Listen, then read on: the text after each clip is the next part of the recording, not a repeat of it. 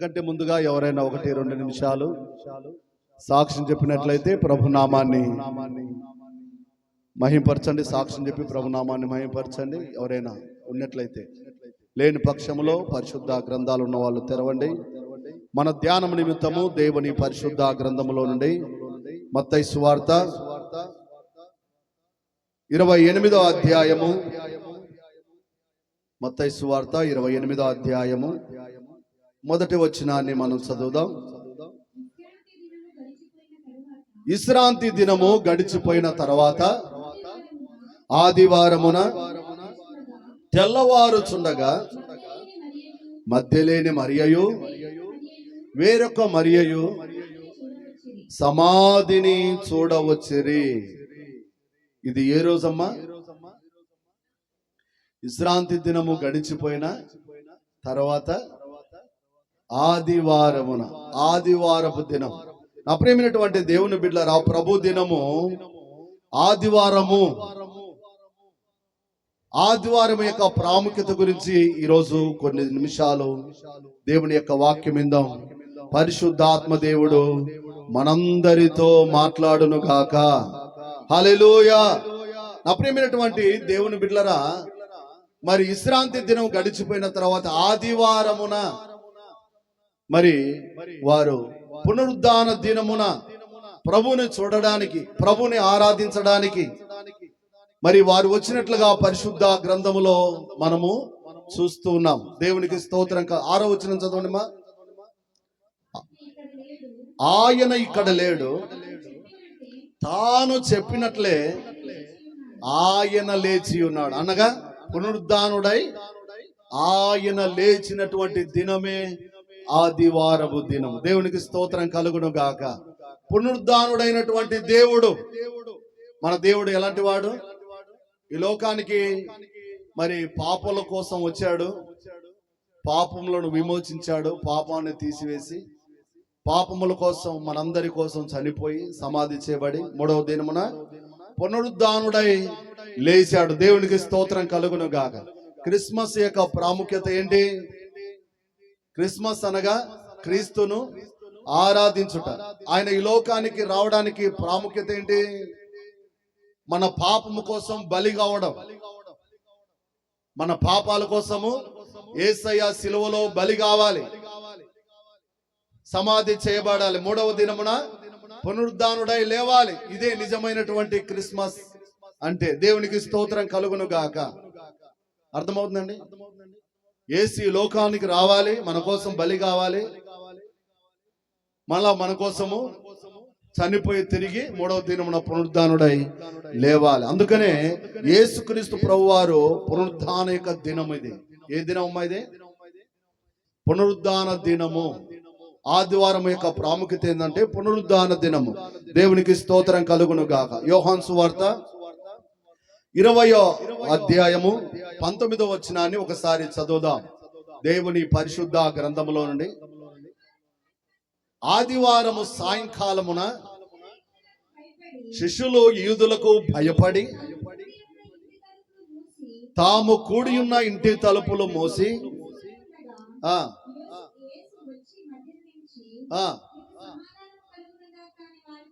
చాలండి. యేసుక్రీస్తు ప్రభుల వారు సాయంకాలమున ఆయన శిష్యులను దర్శించడానికి వచ్చిన దినము ఏది? ఆదివారపు దినము. దేవునికి స్తోత్రం కలుగును గాక.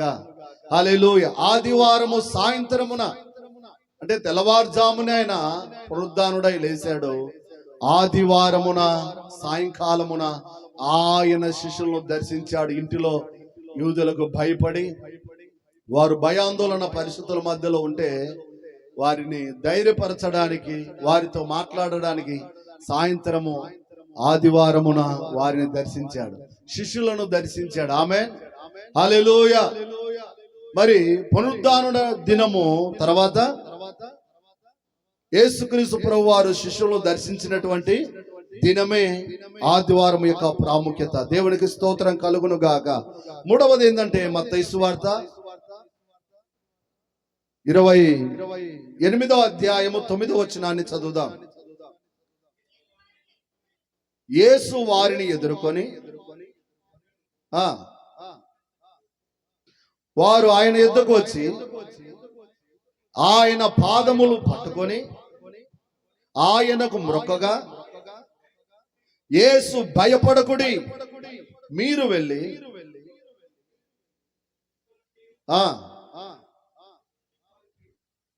చాలండి. దేవునికి స్తోత్రం కలుగును గాక. కొందరు స్త్రీలు యేసు ప్రభు వారిని మొక్కుటకు వచ్చారంట. దేవునికి స్తోత్రం కలుగును గాక. ఏ దినమున? ఆదివారమున. దేవునికి స్తోత్రం కలుగును గాక. కొందరు స్త్రీలు ఆయనకు మొక్కడం అంటే ఆరాధించడం అని అర్థం. హల్లెలూయా.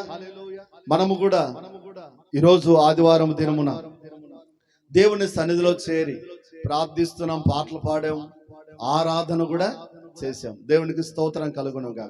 ఆదివారం అనేది ఒక ప్రత్యేకమైన దినం.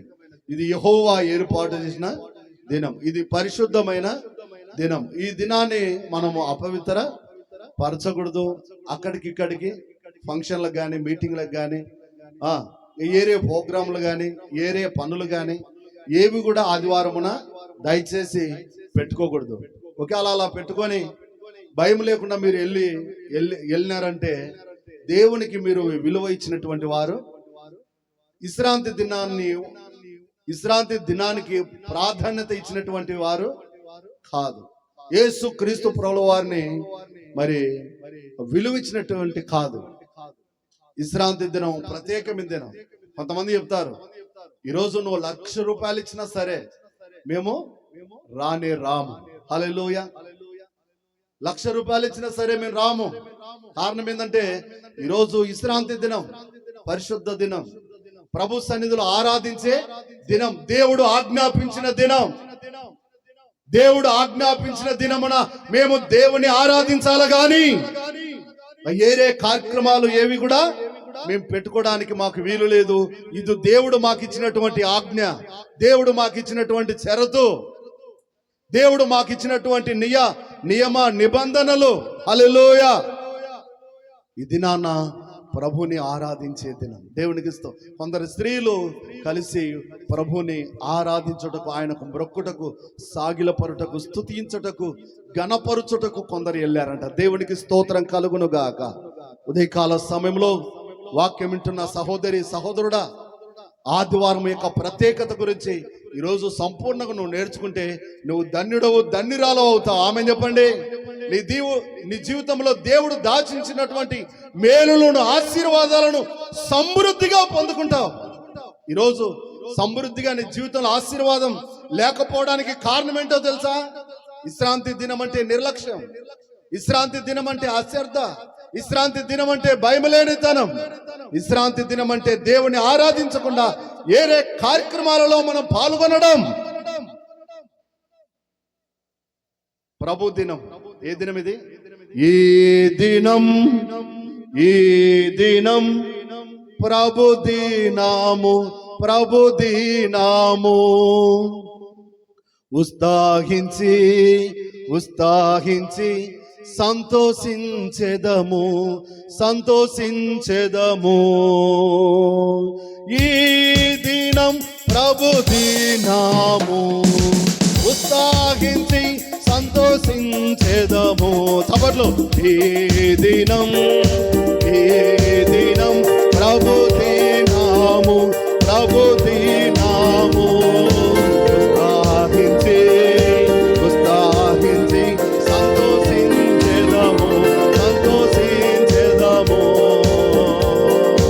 పిరికి దానం దేవుడు మనకివ్వలేదు, పిరికి దానం దేవుడు మనకివ్వలేదు. శక్తియో ప్రేమయో మంచి మనసిచ్చెను. హల్లెలూయా. శక్తియో ప్రేమయో మంచి మనసిచ్చెను.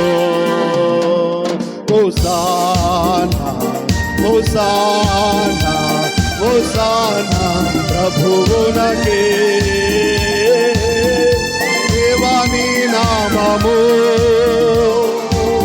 ఘనమైన నామము,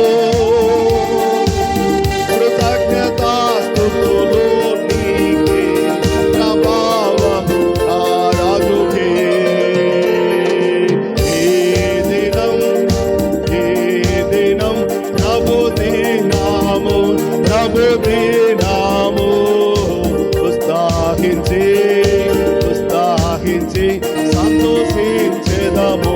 హల్లెలూయా. సంతోషించే దినం ఏ దినం? ఆదివారపు దినం. ఆమేన్ చెప్పండి.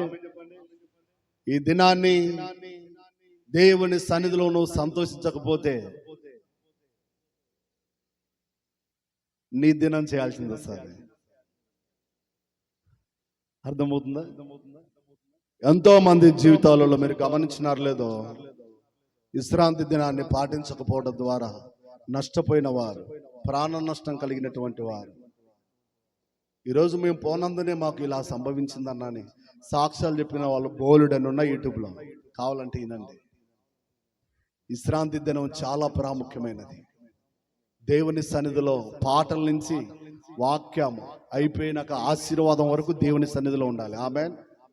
కొంతమంది నా ప్రేమ దేవుని బిడ్డలారా పాటలు అన్నీ అయిపోయినాక వస్తారు, కొంతమంది ఆరాధన పూర్తిగా అయిపోయినాక వస్తారు, కొంతమంది వాక్యం పూర్తిగా అయిపోయినాక వస్తారు, కొంతమంది చివరి ఆశీర్వాదానికి ఉంటే చాలులే అనుకుంటారు. దయచేసి గమనించండి, అది మంచి మనసు కాదు.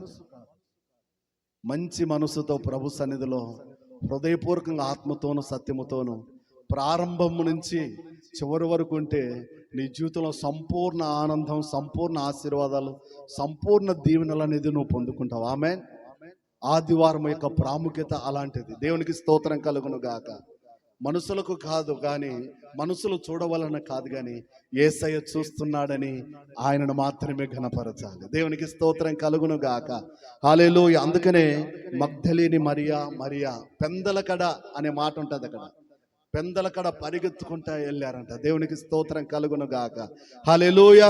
నా ప్రియ దేవుని బిడ్డలారా, 4వదిగా మనం గమనించినట్లయితే యోహాను సువార్త 20వ అధ్యాయం 1వ వచనం.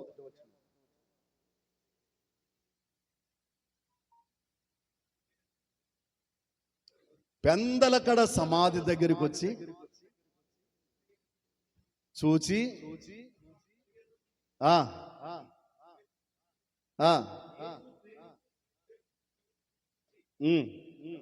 సమాధిలో నుండి ఎత్తుకొని పోయి ఆయనను ఎక్కడ ఉంచిరో ఎరుగమని చెప్పాను.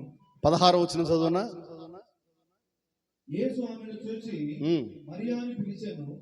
ఆమె ఆయన వైపు తిరిగి ఆయనను హెబ్రీ భాషతో రబ్బూని అని పిలిచాను. ఆ మాటకు బోధకుడు అని అర్థము. దేవుడికి స్తోత్రం కలుగును గాక. మరి నా ప్రేమ దేవుని బిడ్డలారా, పెందలకాడ సమాధి దగ్గరకు వచ్చి ఆమె ఏం చేసింది చెప్పండి, చెప్తారా ఎవరన్నా? సమాధి దగ్గరకు వచ్చి ఏం చేసింది? వేదికింది, ఇంకా రబ్బూని అని పిలిచింది, ఇంకా చెప్పన్నా చెప్పండి. ఏం చేసింది ఆమె? దగ్గరకు వచ్చి తొంగి చూసింది, ఇంకా ఎత్తుకొని పోయినారని ఏం చేసింది? సువార్త చెప్పింది, ఇంకా ఆరాధించడానికి వచ్చింది, ఇంకా ప్రాముఖ్యమైన మాట చెప్పుకొని ఉండాలి. సుగంధ ద్రవ్యాలు పోయడానికి వచ్చింది, సమాధి దగ్గరికి వచ్చింది, ఇంకా ఉన్నాడో లేడని సున్నికి వచ్చింది, ఇంకా ఎత్తుకోపోయినారని వచ్చింది, ఇంకా దేవదూతలను చూసింది, ఇంకా బాబా సభలు కొడదాం. హల్లెలూయా. ఆయన నిజంగా నెల రోజులు ఆయన వచ్చి చర్చికి, కరెక్ట్గా నెల రోజులు అయిందంతే. నిజంగా యథార్థంగా చెప్తున్నాను, గుండెల మీద చేసుకొని ఆయన ఎంత చక్కగా బాధపడి ఏడ్చిందండి. నా ప్రభుని ఎవరో ఎత్తుకొని పోయిరని ఏడ్చింది ఆమె. నిజంగా ఆదివారం దినం దేవుని సన్నిధిలోనికి వచ్చి మన గోడల్లా యేసయ్యకు చెప్పుకోవాలి. ఆమె చెప్పండి. మన బాధలు, మన సంఘటనలన్నీ, మన ఇరుకు ఇబ్బందులన్నీ దేవునికి చెప్పుకోవాలి. ఎంతమంది కన్నీళ్ళు గారిచి ఆరాధన చేస్తున్నారు, ఎంతమంది ఏడ్చి ప్రభా ఈరోజు నాతో మాట్లాడు సూటిగాని ఎంతమంది దేవుని సన్నిధిలో మొరపెడుతున్నారు, ఎంతమంది కన్నీళ్ళు గారిచి దేవుని సన్నిధిలో అంగలారుస్తున్నారు. అంగలారుస్తే మీ అంగలార్పును నాట్యముగా మార్చే దేవుడు అన్న దేవుని సన్నిధిలోనికి వచ్చి ఏడ్చింది. ఆమెకు దేవుడు సంతోషాన్ని ఇచ్చాడు, హృదయానందాన్ని ఇచ్చాడు. దేవుని సన్నిధిలో మనం దీవించబడాలంటే, మన అవసరతలు తీర్చబడాలంటే, మనకు సమృద్ధి కావాలంటే, ఆర్థిక సమస్యలు మెరుగుపరచబడాలంటే, మనం వెలుగులోనికి రావాలంటే, మనం గొప్పవారి కావాలంటే దేవుని సన్నిధిలో ఏడవాలి. ఆమె చేసింది అదే. ఏడ్చుచూ వచ్చిందండి. వచ్చేటప్పుడు ఎలా వచ్చింది? అక్కడ లేకపోతే కల ఏడ్చుచూ వచ్చింది ఆయనను చూడాలని. నా ప్రియమైనటువంటి దేవుని బిడ్డలారా, దేవుని పరిశుద్ధ గ్రంథములో 4వది ఆమె ఎలా వచ్చిందంట? మరి ఏడ్చింది ఆమె. ఎందుకు ఏడ్చింది ఆమె? ఎందుకు ఆమె కన్నీళ్లు కార్చిందంటే ఎవరో ఎత్తుకొని పోయారని. ఆ మాట కూడా చెప్పారు కదా, ఎవరో ఎత్తుకొని పోయారని. ఆ అమ్మాయి చెప్పింది. హల్లెలూయా. ఎత్తుకొని పోయారని ఏడ్చింది. తీసుకొని పోవాలని వచ్చిందేమో కదా. నా ప్రియమైనటువంటి దేవుని బిడ్డలారా, 5వదిగా మనం గమనించినట్లయితే మరి లూకాసు వార్త 24వ అధ్యాయం 13వ వచనం. లూకాసు వార్త 24. ఇదిగో ఆ దినమందే వారిలో ఇద్దరు యెరూషలేమునకు ఎమ్మాయను గ్రామమునకు వెళ్ళుచు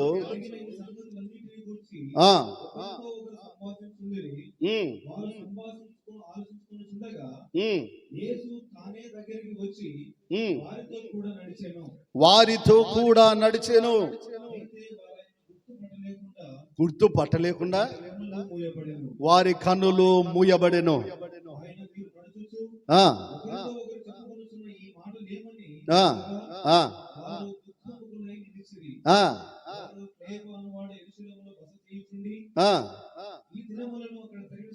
ముప్పై 32వ వచనం చదువునా కింద. 32వ వచనం.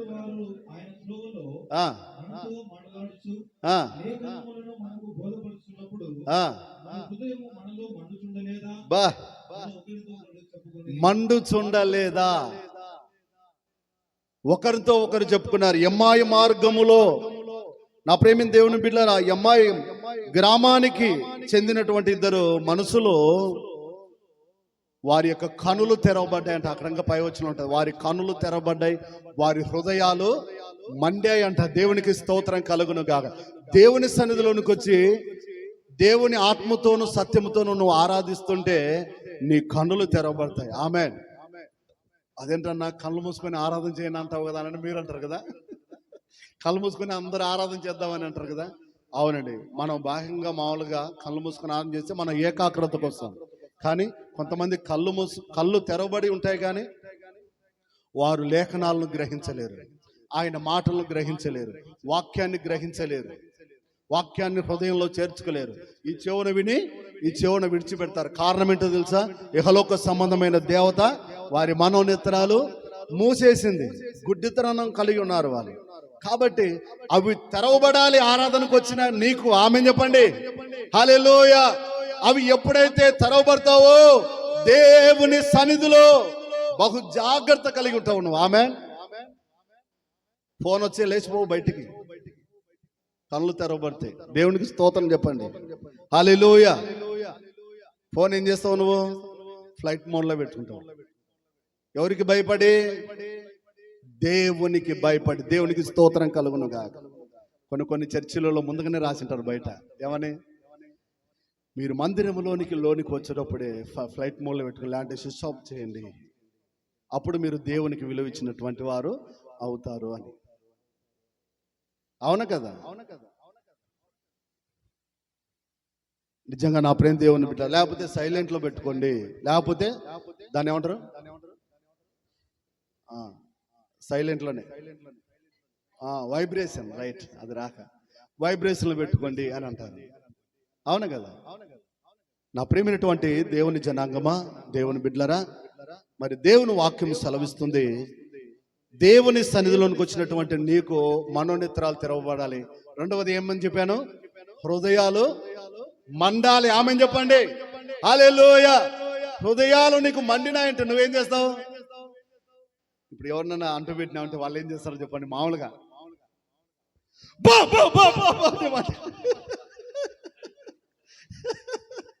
అవును కదా, తెలుసుకురా.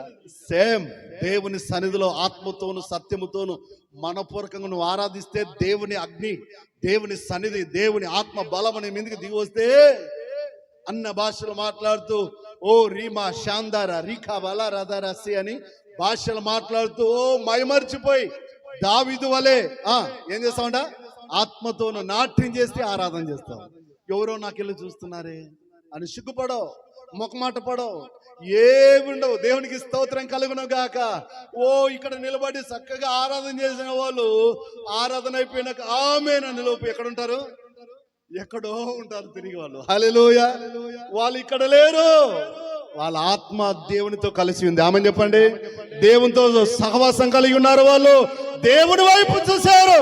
మందిరంలో ఎవరి వైపు చూసి వాళ్ళు ఆరాధన చేయలేదు. అది ఆరాధన అంటే. కొంతమంది ఆరాధన చేస్తుంటే కళ్ళు చూసి చూడడం, కొంతమంది సపోర్ట్లు కొడుతుంటే కొంతమంది చేసుకో అని ఉండడం. దయచేసి గమనించండి, ఆరాధన యొక్క ప్రాముఖ్యత గురించి వచ్చింది కాబట్టి ఈ మాటలన్నీ మీకు చెప్పాల్సింది వచ్చింది. దేవునికి స్తోత్రం కలుగును గాక. హల్లెలూయా. ఆరాధన అనగా సంపూర్ణంగా ప్రభు మీద డిపెండ్ కావడం. ఆమేన్. దేవునికి స్తోత్రం కలుగును గాక. సేవకుడు ఏదైతే చెప్తున్నాడో దాన్ని ఫాలో కావడం. హల్లెలూయా. సేవకుడు అంటే ఎవరు? దేవునికి నీ ప్రజలకి మధ్యవర్తి, రాయబారి. దేవునికి స్తోత్రం కలుగును గాక. హల్లెలూయా. దేవునితో మీరు కనెక్ట్ కావాలని చెప్పేసి మిమ్మల్ని ప్రోత్సహించేవాడు. ఆమేన్. మిమ్మల్ని ఉత్తేజపరచేవాడు, మిమ్మల్ని బలపరచేవాడు, మిమ్మల్ని నడిపించే నాయకుడు, కాపరంటే. హల్లెలూయా. నా ప్రేమ దేవుని బిడ్డలారా, మరి ఎమ్మాయి మార్గంలో ఉన్నటువంటి, ఎమ్మాయి గ్రామంలో ఉన్నటువంటి ఇద్దరు యొక్క యవనసులు కళ్ళు తెరవబడ్డాయి.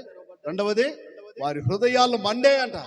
వాక్యం ఎన్నుచుంటే మన హృదయాలు మండాలి, మన హృదయాలు తెరవబడాలి. రాత్రి హృదయాలు ఉంటే బద్దలు కావాలి. కరుడు, కోపం, ఆవేశం, ఆగ్రహం, ఈశ ఏదన్నా ఉంటే వెళ్ళిపోవాలి. ఆమె చెప్పండి. సున్నితమైన మనసు, ప్రేమ కలిగిన మనసు, ఆప్యాయత నీలో కనపడాలి. ఆమె. హల్లెలూయా. నువ్వు కనపడకపోతే కలవరించాలి. ఆమె చెప్పండి. ఏంది అన్నగాని రాలేదు, ఏంది అక్కగాని రాలేదు, ఏంటి అని అడగాలి. ఆమె చెప్పండి. అడుగుతున్నారు. దేవుని స్తోత్రం కలుగును గాక. హల్లెలూయా. నువ్వంటే ఫ్యాన్ అయిపోవాలి. ఆమె చెప్పండి. హల్లెలూయా. అవునా కదా? నువ్వు రాకపోతే ఏమీ వాళ్ళు రాలేదని ఎవడు పట్టించుకున్నాడంటే నువ్వు ఎలా ఉన్నావో ఒకసారి ఆలోచన. అవును కదా? కలవరించాలి. ఆమె చెప్పండి. అలాంటి ప్రేమతో నువ్వు నింపబడాలి. ఆమె చెప్పండి. దేవునికి స్తోత్రం కలుగును గాక. మండే దీపముగా, మండే అగ్ని జ్వాలగా ఉండాలి. దేవునికి స్తోత్రం కలుగును గాక. నా ప్రియమైనటువంటి దేవుని బిడ్డలారా, మరి ఐదవది మనం ధ్యానం, ఆరవదిగా మనం ధ్యానం చేసినట్టయితే యోహాను సువార్త 20:19. యోహాను సువార్త 20:19.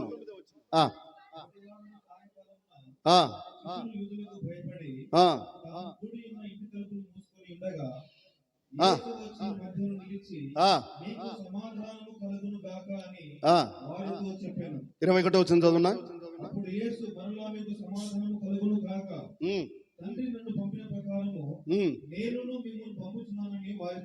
చాలండి. హల్లెలూయా. 2 సార్లు దేవుడు చెప్పాడు. ఏమని చెప్పాడు? వాళ్ళు ఎలాంటి స్థితిలో ఉన్నారు? వాళ్ళు ఎలాంటి స్థితిలో ఉన్నారు? మళ్ళొకసారి, ఎలాంటి స్థితిలో ఉన్నారు అమ్మా? భయం. Very good. భయముతో ఉన్నారు వాళ్ళు. కలవరాల మధ్యలో ఉన్నారు, ఆందోళనలో ఉన్నారు. యేసు ప్రభు వారితో లేడని, మరలా వస్తాడో రాడని శిష్యులు భయపడుతుండగా వారి మధ్యలో ప్రత్యక్షమై, భయపడకుడి, మీకు సమాధానము కలుగును గాక. నిజంగా దేవుని సన్నిధిలోకి వస్తున్నటువంటి వారికి ఏముండకూడదు? భయం ఉండకూడదు. అది భయం అనేది ఒక పెద్ద దయ్యం. భయం అనేది ఒక పెద్ద దయ్యం. ఆ దయ్యం వెళ్ళిపోవాలి. దేవుని సన్నిధిలోకి వచ్చి ఆత్మతోను సత్యముతోను ఆరాధిస్తా ఉంటే భయం అనే దయ్యం వెళ్ళిపోవును గాక. నిన్న నేను దావీదు నేను దావీదు, నందివర్గం దావీదు. బేదంచెర్లకు వెళ్ళాం. బేదంచెర్లకు వెళ్తే అక్కడ ఎరుకలలో 2 కుటుంబాలలో ప్రార్థన చేశాం. వాళ్ళ పాస్టర్ గారు ఏం చేస్తారు దావీదు, వాళ్ళ పాస్టర్ గారు ఏదో ఉద్యోగం అంట, గవర్నమెంట్ ఉద్యోగం, దాదాపుగా 2 లక్షలు అమౌంట్ వస్తుందంట, నెలకి 2 లక్షలు వస్తుందంట జీతం. ఆయన వాళ్ళు చెప్పిన మాట ఏంటంటే, మా పాస్టర్ గారికి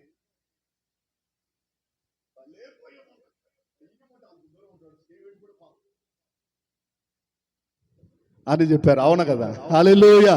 నా ప్రేమైనటువంటి దేవుని బిడ్డలారా, కొంతమందికి దయ్యాలంటే భయం కదా.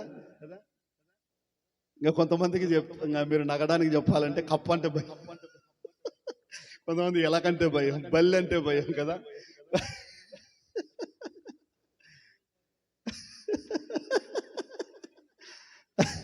దేవునికి స్తోత్రం కలుగును గాక. కొంతమంది మనుషులకు గుండాలకు భయపడరు కానీ కప్పకు భయపడే వాళ్ళు కూడా ఉన్నారు. అవును కదన్నా. నా ప్రేమైనటువంటి దేవుని బిడ్డలారా, నిజంగా దేవుని సన్నిధిలోనికి వచ్చే భయం వెళ్ళిపోతారు. నిజమైన భయం ఏది వెళ్ళిపోతుందో చెప్తారా ఎవరన్నా? వాళ్ళకు చప్పట్లు కొట్టిస్తాను. నిజమైన భయము ఎవరిలోంచి వెళ్ళిపోతుందో, ఎవరికి వెళ్ళిపోతుందో.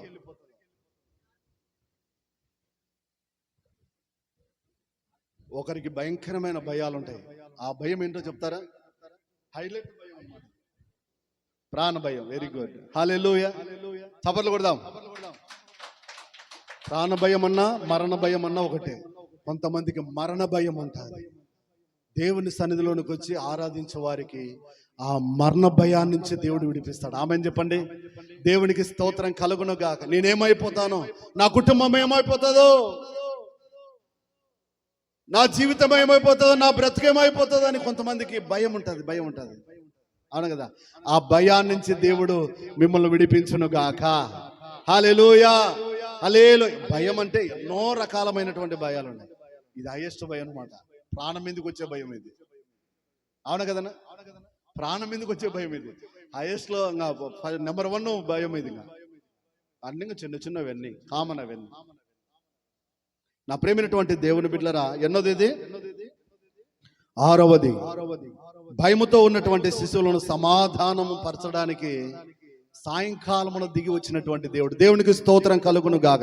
7వది మనం గమనించినట్లయితే మార్కు సువార్త 16వ అధ్యాయం 14వ వచనం. మార్కు సువార్త 16:14. 11 మంది శిష్యులు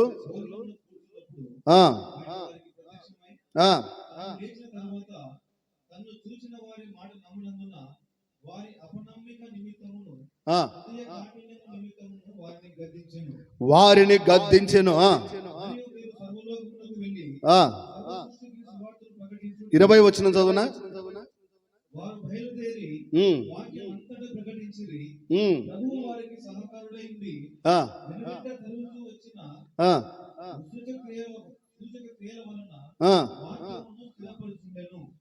దేవునికి స్తోత్రం కలుగును గాక. ఇది ఏ దినం చెప్పండి? ఏ దినమని ఈ దినానికి పేరు పెట్టొచ్చు? విశ్రాంతి దినమే.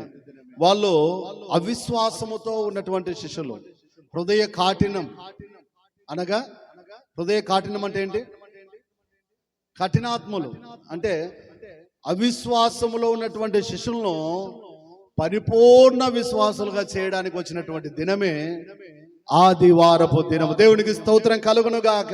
కొంతమంది దేవుని సన్నిధికి వస్తుంటారు, కానీ వారిలో ఏముంటది? అవిశ్వాసం, అల్ప విశ్వాసం. ఇంకా నమ్మరు దేవుని కార్యాలను. ఇది నిజమా అని చెప్పి ఎవరిలాగుంటారు? అవ్వలాగా. అవ్వ ఏం చెప్పింది? సాతానుడు వచ్చి మాట్లాడితే, ఇది నిజమా? నిజమే, మీకు తెలియదా? మీ రూపాలు చూడండి ఎలా ఉన్నారు, బట్టలు లేకుండా ఎలా ఉన్నారు మీ రూపాలు. ఒక్కసారి తిని చూడు. తిక్కలేచదని అనలే, ఏమనింది?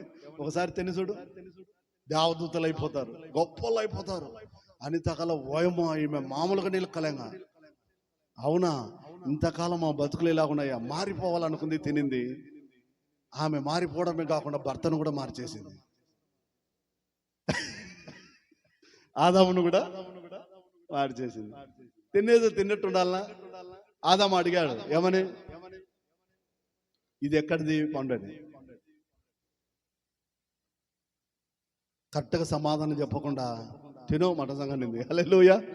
తినమంటే తినాలి కదా, భర్త తినమంటే. దేవునికి స్తోత్రం కలుగును గాక. భార్యకి విలువిచ్చి తిన్నాడు ఆయన. తిన్న తర్వాత దిగంబర్లో అని గ్రహించారు. అంత ముందుకు గ్రహించలే వాళ్ళు. అంత ముందుకు వాళ్ళ మనోనేత్రాలు మూసేయబడ్డాయి. ఎప్పుడైతే తిన్నారో కళ్ళు తెరవబడ్డాయి. సిగ్గొచ్చింది. వెంటనే చెట్ల కిందకు పోయి ఆకులు తెంపుకొని దేవుని బిడ్డలరా కట్టుకున్నారు, ఆకులు కొట్టుకున్నారు. సిగ్గుపడి ఆకులు కొట్టుకున్నారు. అంత ముందుకు ఏం లేదు, సిగ్గే లేదు. కొంతమందికి సిగ్గే ఉండదు పెద్దోళ్ళు అయినా కానీ. కారణం ఏంటి? మనోనేత్రాలు మూయబడిన తర్వాత సిగ్గు ఉండదు. గాడిద లెక్క ఉన్నాడు, మనకి సిగ్గు లేకుండా ఎట్ట డ్యాన్స్ చేస్తున్నాడు చూడంటారు కొంతమంది. అవును కదమ్మా, ఎట్ట గంతులు ఎత్తున్నాడు చూడవాడు, అడ్డగాడిద లెక్క. వీరికి కొంచెం కూడా సిగ్గు లేదు వాడికి. అందరి ముందర వేసినాడు వాడు అని చెప్పుకుంటుంటారు. ఎందుకంటే వాడు ఎక్కడైనా వేస్తాడు. వాడి మనోనేత్రాలు మోయబడితే ఎక్కడైనా వేస్తాడు, ఏమైనా చేస్తాడు, ఎలాగనైనా నడుచుకుంటాడు, ఎలాగనైనా చలనమవుతాడు. ఆత్మీయులకు మనకు తగదది. హల్లెలూయా. మాదిరికరంగా సమాజంలో బతకాలి. దేవునికి స్తోత్రం కలుగును గాక. హల్లెలూయా. మాదిరికరంగా మనము జీవించాలి. మూర్ఖులకు, ఈ తరము వారికి మనం వేరై జీవించాలి. వాడు మూర్ఖుడు, మనం మూర్ఖంగా ప్రవర్తించకూడదు.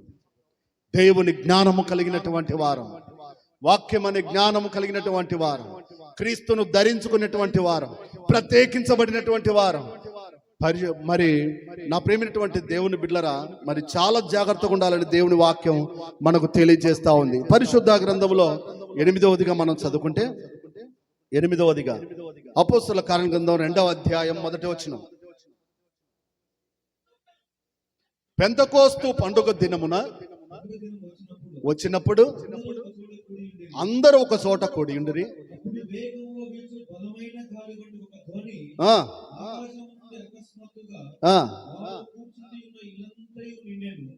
14 వచ్చిన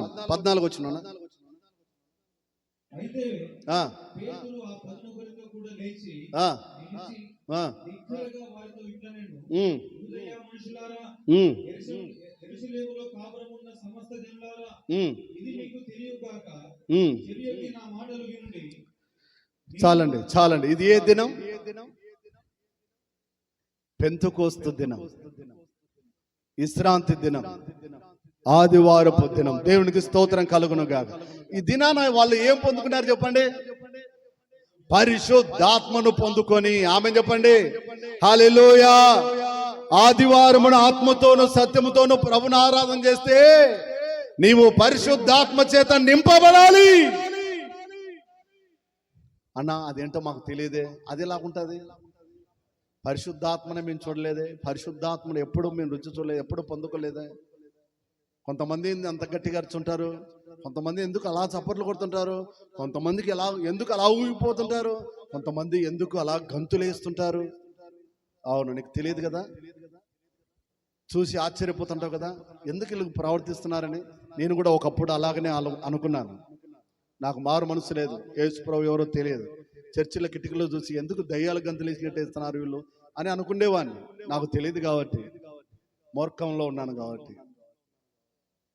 పరిశుద్ధాత్మను పొందుకుంటే ఆ రుచి ఏంటో తెలుసా? యెహోవా ఉత్తముడని రుచి చూచి తెలుసుకోండి. ఆమేన్, హల్లెలూయా. ఆ పరిశుద్ధాత్మను పొందుకున్నప్పుడు నువ్వు ఒక కొత్త అనుభూతి. ఆమేన్. ఎక్కడ తెలియనటువంటి శక్తి, ఆ ప్రేమ, ఆ యొక్క నా ప్రేమ దేవుని బిడ్డలారా, అది వర్ణించలేము. నువ్వు చప్పట్లో ఆపుకోవాలన్నా కానీ నీ వల్ల, స్తుతించకుండా మానాలన్నా కానీ నీ వల్ల కాదు ఆ దినాన. ఆమేన్ చెప్పండి, హల్లెలూయా. పరిశుద్ధాత్మ నీ మీదకి వచ్చినప్పుడు నీలో ఉన్నటువంటి లక్షణం ఏంటంటే, చిల్లని నీ శరీరం అంతా ఒక్కసారిగా అలాగా ఫైర్ నీ మీదకి దిగినప్పుడు. దానికి చిన్న ఎగ్జాంపుల్ చెప్తాను మీకు. బాగా చలికాలం, ఇది చలికాలం కదమ్మా, బాగా చలికాలం, బాగా వర్షం పడినప్పుడు బాత్రూమ్ లేకపోయి స్నానం చేయడానికి వెళ్తారు. ఒక డబ్బా తీసుకుని అలా పోసుకుంటే కరెక్ట్గా నిలబడి మీ శరీరం ఏమనిపిస్తుంది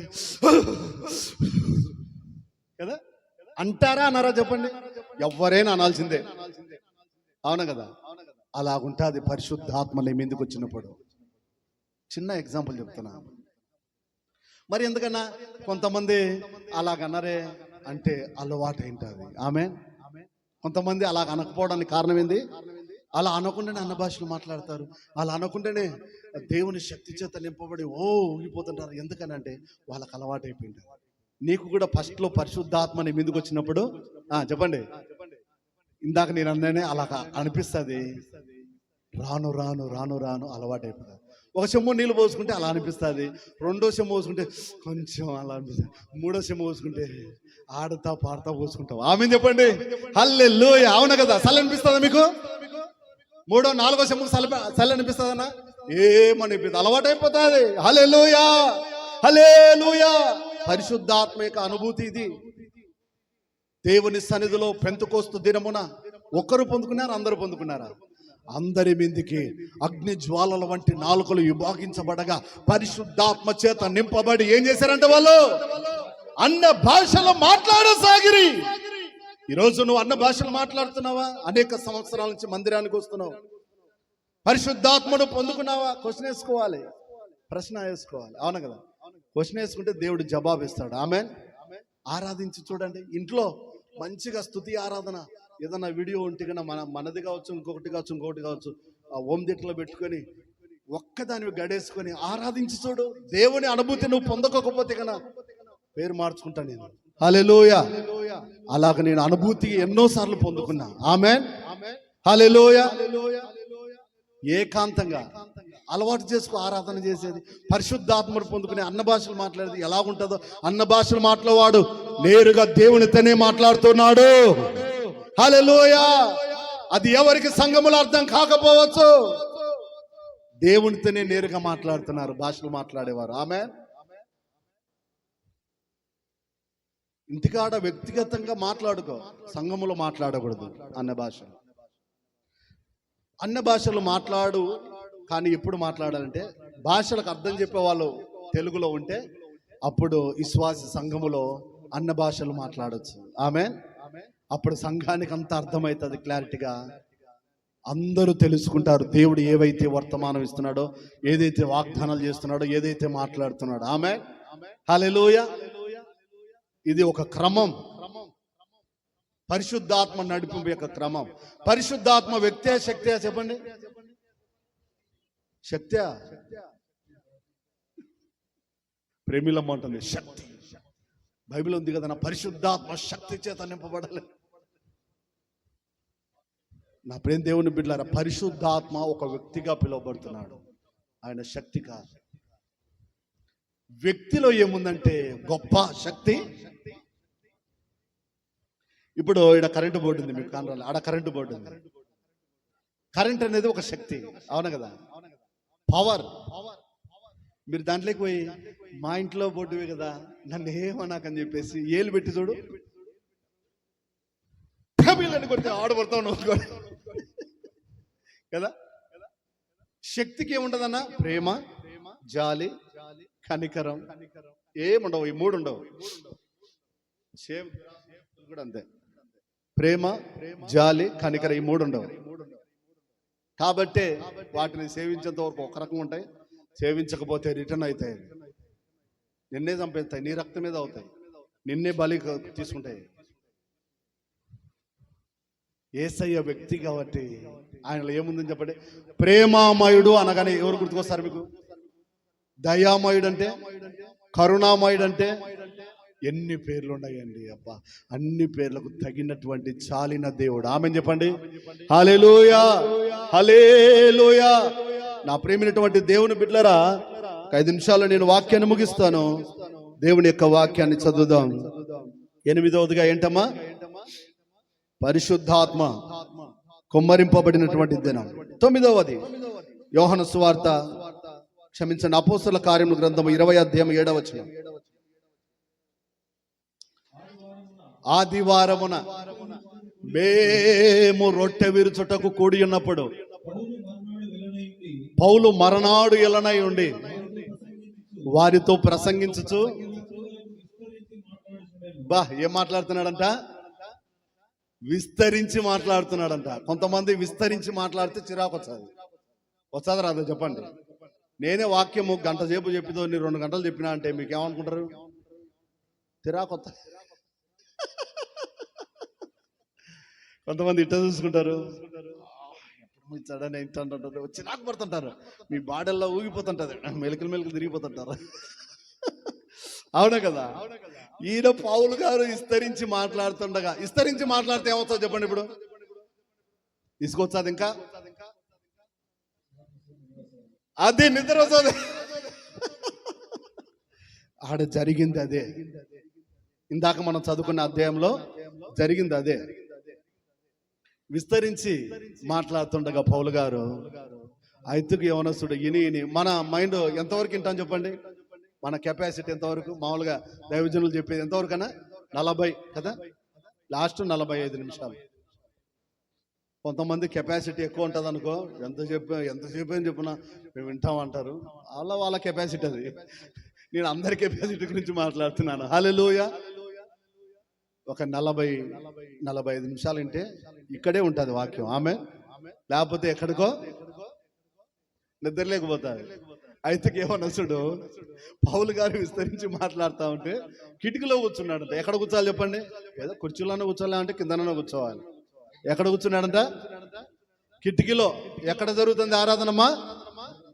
3వ అంతస్తున లోపల ఆరాధన జరుగుతుంటే కిటికీలో కూర్చున్నాడు మనవాడు. కిటికీలో కూర్చుంటే ఏమొస్తుంది చెప్పండి? గాలి వచ్చాది, చల్లగా వచ్చాది. అందుకనే అమ్మ వాకిలు తెరుచుకుని కూర్చుంది. ఇందాక వాకిలు మూసింటే మేము. దేవునికి స్తోత్రం కలుగును గాక. గాలి వస్తుంది, చల్ల గాలి వస్తుంది,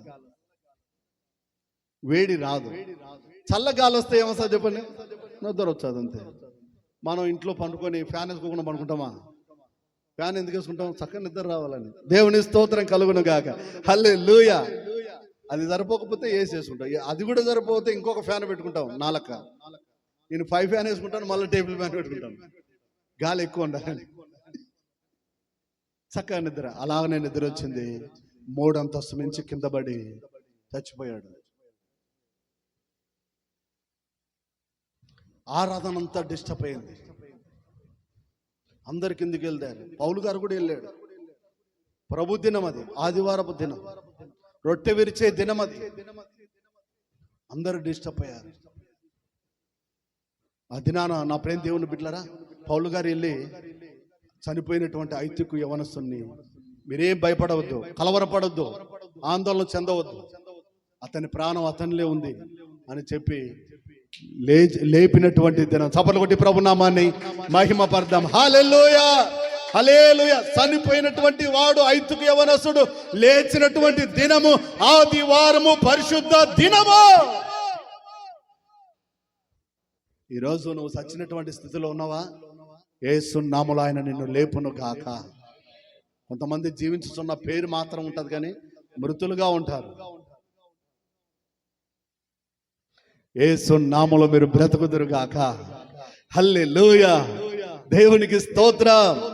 నా ప్రేమ దేవుని బిడ్డలారా, చివరిగా ఒక మాట చెప్పి వాక్యాన్ని ముగిస్తాను. 10వదిగా అపోస్తలుల కార్యాల గ్రంథం 20:7 ఏ దినం అంట? ఇందాక రొట్టె విరిచే దినం. 10వది ఏం దినమ్మా? ఇప్పుడు మనం కూడా ఇప్పుడు ఆరాధన అయిపోయినాక మనం ఏం చేస్తాం కదా? ఖచ్చితంగా వారం వారం మనం రొట్టె విరుస్తాం. కొన్ని సంఘాలలో నెలకొకసారి విడుస్తున్నారు. వాళ్ళ యొక్క క్రమం అది. కొంతమంది నేను ఎందుకు వారం వారం ఇస్తున్నానని మీరు అడగొచ్చు. నేను చెప్తాను దానికి కూడా. దేవుని స్తోత్రం కలుగునుగా. కొంతమంది నెలకు ఒకసారి, నేను కూడా స్టార్టింగ్లో ఇచ్చాను. మా మన్నా మినిస్ట్రీలో కూడా అలాగనే ఇస్తాను. మళ్ళీ నువ్వు క్రమం తప్పకూడదని అంటే నా క్రమం నా. దేవుని స్తోత్రం కలుగునుగా. నిజమైన క్రమం ఏంటంటే ఆ దినాల్లో ఏం చేసేవాళ్ళనా? ప్రతి ఇంటింట రొట్టె విరుచుచుండిరి. ఇంటింట ప్రతిరోజు, ఇంటింట ప్రతి దినం రొట్టె విరుచుచుండిరి. ఆ పని నేను కూడా చేశాను. ఎప్పుడు? కరోనా. ఈ గేరి నుంచి ఆ గేరికి వెళ్ళకూడదు. అలాంటి క్షణంలో కూడా ఇంటింటికి వచ్చి రొట్టె ఇచ్చాను. గుర్తుందా మీకు? దేవునికి స్తోత్రం కలుగును గాక. హల్లెలూయా. మరి నెలకు ఒకసారి నేను ఎందుకు ఇవ్వకున్నాను, వారం వారం ఎందుకు ఇస్తాను అంటే, నెలకు ఆ రోజు ప్రభు రొట్టె ఇర్చే దినాన ఎక్కువ మంది వస్తున్నారు. దేనికోసం ఉంది? రొట్టె తినడానికి వస్తున్నారు. ఆయన శరీరాన్ని, ఆయన రక్తాన్ని తాగడానికి వస్తున్నారు. ఈరోజు ప్రభు బల కార్యక్రమం కాదు కదా, వచ్చే వారం పోవచ్చులే అనుకుని వస్తున్నారు. దయచేసి అది మంచిది కాదు కాబట్టి ఇలా ఏర్పాటు చేశారు. ఇప్పుడు అందరూ వస్తున్నారు. ఆమె చెప్పండి హల్లెలూయా, దేవునికి స్తోత్రం కలుగును గాక. ఏ దినం మరి? ఏది 10వది ఏంటమ్మా? అపోస్తులలో రొట్టె విరిచే దినం. దేవునికి స్తోత్రం కలుగును గాక. 1 కొరింథీయులకు రాసిన పత్రిక 16:1-2లో పరిశుద్ధాత్మ కొరకు చదవండి. అక్కడ పరిశుద్ధుల కొరకైన సందా విషయం అయితే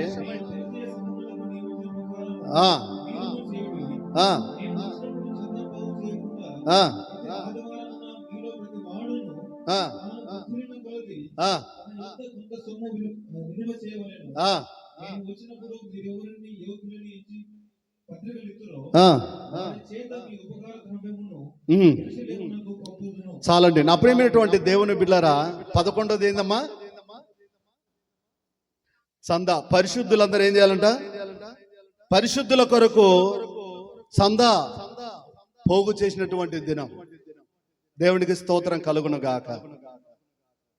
మరి ప్రభుల కార్యక్రమం అయిపోయిన తర్వాత మనం ఏం చేస్తాం? మనం కూడా సందా పోగు చేస్తాం. మనం కూడా కానుకలు అర్పిస్తాం, దశభాగాలు ఇస్తాం, ప్రథమ ఫలాలు ఇస్తాం. ఇంకా ఈ డిసెంబర్ మాసం కాబట్టి ఈరోజు సాయంత్రం అందరూ మాట్లాడుకొని ఏం చేయాలి? గ్రాండ్ క్రిస్మస్ కోసం కొంత సొమ్ము మనం పోగు చేయాలి. అవును కదా? ప్రతి సంవత్సరం అలాగనే చేస్తున్నాం. దేవునికి స్తోత్రం కలుగును గాక. ఈ 2 ఆరాధనలు అయిపోయిన తర్వాత రాజుగారి ఇంట్లో క్యాండిల్ లైటింగ్ సర్వీస్ అయిపోయిన తర్వాత మాట్లాడుకోవాలి. 19వ తారీఖు గ్రాండ్ క్రిస్మస్. ఆమేన్. ఎక్కడ? బాయ్స్ హాస్టల్ ఎస్విసి గ్రౌండ్ దగ్గర మనం ఏర్పాటు చేస్తున్నాం. దాదాపుగా అక్కడ 80 మంది పిల్లలు ఉన్నారు. మనము ఇంకా బయట వాళ్ళందరూ కలిసి 200 మందికి మరి అక్కడ చక్కటి విందు, ఒక 100 మంది పిల్లలకు చక్కటి గిఫ్ట్లు. ఆ రోజునే దేవుని మహాకృపను బట్టి ఒక ఆమె ప్రేరేపించబడి 80 మందికి కొత్త బట్టలు ఇప్పిస్తుంది. చప్పట్లు కొట్టి ప్రభు నామాన్ని మహిమపడదాం. హల్లెలూయా, హల్లెలూయా. ఎంతమందికి? 80 మందికి కొత్త బట్టలు.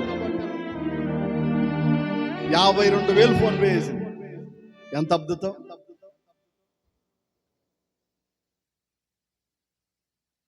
గ్రాండ్ క్రిస్మస్ అంటే అలా ఉండాలి. ఆమె చెప్పండి. క్రిస్మస్ అనగా ఏంటి? గిఫ్ట్లు ఇవ్వడం. తండ్రి అయినటువంటి దేవుడు కుమారుడైనటువంటి యేసుక్రీస్తును మనకు ఎలాగిచ్చాడు? గిఫ్ట్ గా ఇచ్చాడు. ఆమె చెప్పండి. కుమారుడైనటువంటి యేసుక్రీస్తు ప్రభువు వారు ఈ లోకానికి వచ్చి తన ప్రాణాన్ని మనకు గిఫ్ట్ గా ఇచ్చాడు. చప్పట్లు కొట్టు. హల్లెలూయా, హల్లెలూయా. అంత గొప్ప దేవుడు, మనం ఆరాధించుచున్న దేవుడు, మనము సేవించుచున్న దేవుడు. తండ్రి ఆయన గిఫ్ట్ గా మనకు పంపిస్తే మన కోసం గిఫ్ట్ గా తన ప్రాణాన్ని ఇచ్చి మనల్ని బతికించాడు. కాబట్టి నా ప్రేమైనటువంటి దేవుని బిడ్డలారా, ప్రకటన గ్రంథం 1వ అధ్యాయం 10వ వచనం చదివి బైబిల్ మూసేయండి. ప్రకటన గ్రంథము 1వ అధ్యాయం 10వ వచనం. ప్రభు దినమందు ప్రభు దినమందు ఎలా ఉన్నాడంటే యోహాను ఆత్మవర్షణుడై ఉన్నాడంట. ప్రతిదినాన మనమందరం ఏమైపోవాలి? ఆత్మపూర్ణులమై, లేకపోతే ఆత్మవర్షులమై దేవుని బిడ్డలారా ఆయన యొక్క ప్రత్యక్షతను మనము చూచేవారిగా ఉండాలి. ఆత్మవర్షుడైపోయాడు యోహాను. ఆత్మవర్షుడై ఆత్మ కొనిపోయి దేవుడు ఏదైతే తనతో మాట్లాడుతున్నాడో మొత్తం రాసేసాడు. జరిగిపోయి వాటిని, జరగబోయే వాటిని. అలాగా ఆత్మవర్షులమై దేవుని సన్నిధిలో మనం ముందుకు సాగుదాము గాక. అట్టి కృప, అట్టి ధన్యత పరిశుద్ధాత్మ దేవుడు మనకు అనుగ్రహించాలని ప్రభు పేరట మనం చేస్తూ ఈ నా మాటలు ముగిస్తున్నాను. దేవుడి కొద్ది మాటలు మన వినికిడిలో యేసయ్య ఫలింప చేయును గాక. ఆమేన్. కళ్ళు మూసుకోండి, ప్రార్థన చేద్దాం. ఇత్తబడిన వాక్యం నీరు గట్టి యేసయ్య ఫలింప చేయనట్లుగా ప్రార్థన ప్రార్థన ప్రార్థన. హల్లెలూయా. పరిశుద్ధాత్ముడా నీకు స్తోత్రం, స్తోత్రం, స్తోత్రం, స్తోత్రం. హల్లెలూయా, హల్లెలూయా. ఓరి మలరందర శబరి కాందరలరదర సిరి బాబా. పరిశుద్ధాత్ముడా నీకు వందనాలు, వందనాలు, వందనాలు, వందనాలు, వందనాలు. హల్లెలూయా, హల్లెలూయా, హల్లెలూయా, హల్లెలూయా, హల్లెలూయా, హల్లెలూయా. పరిశుద్ధాత్ముడా నీకు స్తోత్రం. వాక్యం ఫలింపు కొరకై దోషణ చిన్న ప్రార్థన చేస్తారు.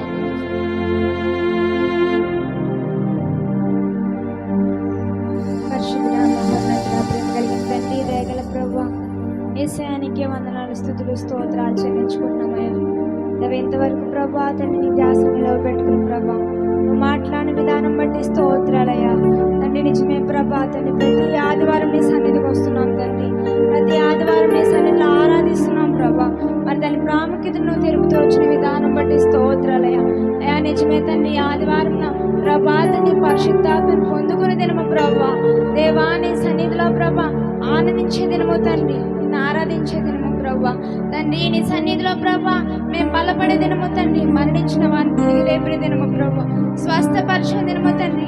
దేవా నీ సన్నిధిలో దేవా మేమందరం కూడుకుని ఆరాధించుచున్నాగా ప్రభా, నీ కనపరచుచున్నాగా, నీలా బలపడుచున్నాగా ప్రభా. తండ్రి అయ్యా ప్రభా అనేక మందికి మాదిరికరంగా మేము జీవించినట్లుగా సహాయం చేయండి తండ్రి. నీ కృపల మా యొక్క ప్రభా తండ్రి జీవితాన్ని ప్రభా తండ్రి కడిగి శుద్ధి చేయండి తండ్రి. నీ సన్నిధిలో మేము బలపడాలి ప్రభా, సహాయం చేసి నీ కృపలో భద్రపరచుకుని వాక్యాన్ని ప్రభా మాలో ఫలింపజేసి నూరంతలుగా ప్రభా తండ్రి అయా మీరే దాన్ని ఫలింపచేయండి. మా జీవితాల్లోకి ప్రభా అన్వయించుకున్నట్లుగా ప్రభా. మరి ఎంతో మంది క్రిస్మస్ దినంలో అయా నీ సన్నిధిలో కానుకగా ప్రభా నీ సన్నిధిలో ప్రభా నిన్ను మహిమపరుస్తున్నారు తండ్రి. అటువలే ప్రభా మా స్తోమతి కొరది మేమందరం నిన్ను ఆరాధించుకున్నట్లు నీకు తండ్రి వేసే కానుకలు అర్పించినట్లుగా సహాయం చేయండి తండ్రి. వాక్యాన్ని మళ్ళీ ఫలింపచేయండి. మీరు కట్టి ప్రభా మీరే తండ్రి అనేక పెద్ద వృక్షంగా మేము ఎదుగునట్లు సహాయం చేయమని యేసు కట్టి పరిశుద్ధ నామములో బ్రతిమలాడి వేడుకుంటున్నాం తండ్రి. ఆమేన్.